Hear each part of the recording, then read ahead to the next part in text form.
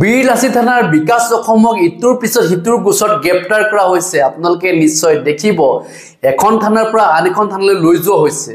যিগৰাকী বিকাশ অসমে এসময়ত অসমৰ ইমূৰৰ পৰা সিমূৰলৈ ঘূৰি ফুৰিছিলে, হয়তো ক'ত ক'ত কি কৰিছিলে আমি নাজানো, কিন্তু আৰক্ষীৰ তদন্তত ইতিমধ্যে বহুখিনি তথ্য পোহৰলৈ আহিছে, ধন দাবীৰ তথ্য পোহৰলৈ আহিছে, যাৰ কাৰণে তেওঁ গ্ৰেপ্তাৰ কৰা হৈছে।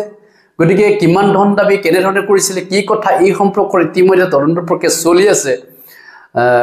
অৱশ্যে এটা কথা মই ক'ব বিচাৰিছোঁ যে মানুহে যেতিয়া বেয়া পায় তেনেকুৱা কাম কেতিয়াও কৰিব নালাগে। মানে যি কাম নেকি প্ৰত্যেকজন অসমীয়াই বেয়া পায় সেইটো কাম কেতিয়াও কৰিব নালাগে। হয়, বিকাশ অসম বা বীৰলাচি থানা টীমটোক বহুতেই কিন্তু ভালো পাইছিলে কিছুমান কামৰ কাৰণে, কিন্তু কিছুমান কাম এইবিলাক কামৰ কাৰণে কিন্তু তেওঁলোকক আজিকালি বেয়া পায়। কাৰণ তেওঁলোকে সেই কথাটো ভাবি নাচালে, কেৱল মাত্ৰ টকা ঘটাৰ এটা কৌশল হিচাপে তেওঁলোকে লৈছিলে। সেইটো কাৰণেই হয়তো আজি বিপদত পৰিবলগীয়া হৈছে।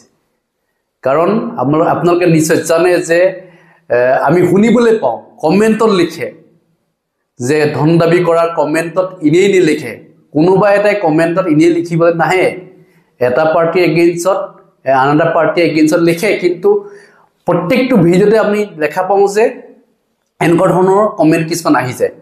আজি বিকাশ অসমে যিখিনি মন্তব্য আগবঢ়াইছে আপোনালোকে শুনিব, কাৰণ বিকাশ অসমে কৈছে যে মোক যি শাস্তি দিয়ে মই ল'ম, মই ল'বলৈ সাজু আছোঁ বুলি কৈছে, যি শাস্তি দিয়ে।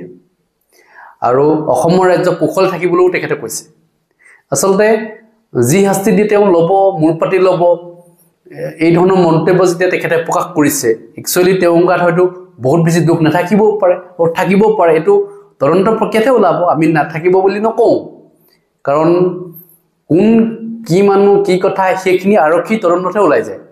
আপুনি ভাল বেয়া পৰিচয়টো কেৱল আৰক্ষীহে উলিয়াব পাৰে। এনেই চেহেৰাটো দেখুৱাই ধুনীয়াকৈ মন্তব্য কিছুমান দিলেই ভাল বেয়া বিচাৰ কৰিব নোৱাৰি, কাৰণ ছ'চিয়েল মিডিয়াৰ যুগটো বহুত ফেকো থাকে।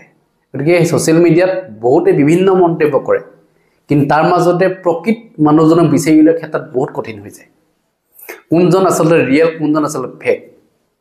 গতিকে বিকাশ অসমক ইতিমধ্যে গ্ৰেপ্তাৰ কৰা হৈছে। গতিকে ভিডিঅ'সমূহ ইতিমধ্যে ভাইৰেল হৈ পৰিছে, বহুতে বিভিন্ন মন্তব্য প্ৰকাশ কৰিছে। বিকাশ অসম এতিয়া ভাষাহীন বুলি কৈছে। বিকাশে এটা সময়তো কৈয়ে আছিলে, তেওঁ প্ৰত্যেকটো ভিডিঅ'ত তেওঁ মন্তব্যবিলাক আগবঢ়াই আছিলে কোনো ভয় নকৰাকৈ। আৰু এতিয়া বিকাশ অসম কিয় মানে নৰ্মেল হৈ গুচি গ'ল, তেওঁ কিয় এতিয়া ক'ব নোৱাৰা হ'ল, সেই কথাখিনিও তেওঁলোকে লিখিছে। এইখিনি ৰাইজৰ মন্তব্য, মই কোৱা মন্তব্য নহয়, ৰাইজে কোৱা মন্তব্যবিলাকহে আমি ইয়াত ভিডিঅ' আকাৰে বনাই পেলাই আপোনালোকক কৈছোঁ। কাৰণ তেওঁলোকৰ মনৰ ভাৱবিলাক তেওঁলোকে প্ৰকাশ কৰে কমেণ্ট যোগে, আৰু কমেণ্টৰ কথাবিলাক কিছুমান সঁচাও মিছাও, কিন্তু তাৰ মাজত আমি কিছুমান কমেণ্ট যদি একেৰাহে পাই থাকোঁ তেতিয়াহ'লে সেইটো কমেণ্ট সঁচা বুলি আমি জানিব পাৰোঁ। কাৰণ সেই তেনেকুৱা কমেণ্টটো এতিয়া এজন মানুহক আপুনি বেয়া বুলি ঘপকৈ কৈ দিব নোৱাৰে। যেতিয়া সেই মানুহজনৰ প্ৰত্যেকটো ভিডিঅ'তে যেতিয়া তেওঁ সেই একেটাই কমেণ্ট আহে, তেতিয়া তেওঁ জানি ল'ব লাগিব যে তেওঁ নিশ্চয় কিবা এটা কাম কৰিছে, বেয়া কাম এটা কৰিছে, যাৰ কাৰণে তেওঁ বেয়া বুলি কৈছে। কি কৈছে বিকাশ অসমে সেই মন্তব্য আপোনাক শুনাব বিচাৰিছোঁ। ধৰণৰ কষ্ট দিব, সকলো ধৰণৰ কষ্ট মোৰ পাতি ল'ম, একো নাই, সকলোৱে থাকক।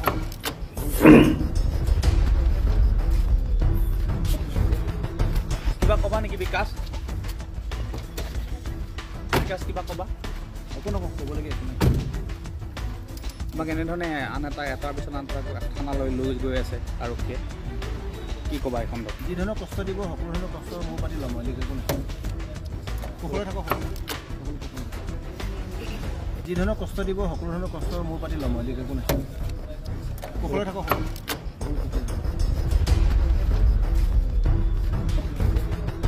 কিবা ক'বা নেকি বিকাশ? বিকাশ কিবা ক'বা? একো নকওঁ, ক'বলগীয়া একো নাই। তোমাক এনেধৰণে আন এটাৰ পিছত আন এটা থানালৈ লৈ গৈ আছে আৰক্ষীয়ে, কি ক'বা এখন? যি ধৰণৰ কষ্ট দিব, সকলো ধৰণৰ কষ্ট মোৰ পাতি ল'ম, একো নাই, সকলোৱে থাকক।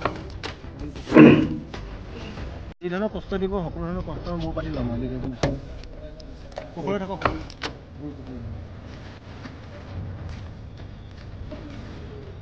কিবা ক'বা নেকি বিকাশ? বিকাশ কিবা ক'বা? একো নকওঁ, ক'বলগীয়া একো নাই। তোমাক এনেধৰণে আন এটাৰ পিছত আন এটা থানালৈ লৈ গৈ আছে আৰক্ষীয়ে কি ক'বা এখন লগ যি ধৰণৰ কষ্ট দিব সকলো ধৰণৰ কষ্ট মোৰ পাতি ল'ম আজি একো নাই সকলোৱে থাকক যি ধৰণৰ কষ্ট দিব সকলো ধৰণৰ কষ্ট মোৰ পাতি ল'ম আজি একো নাই সকলোৱে থাকক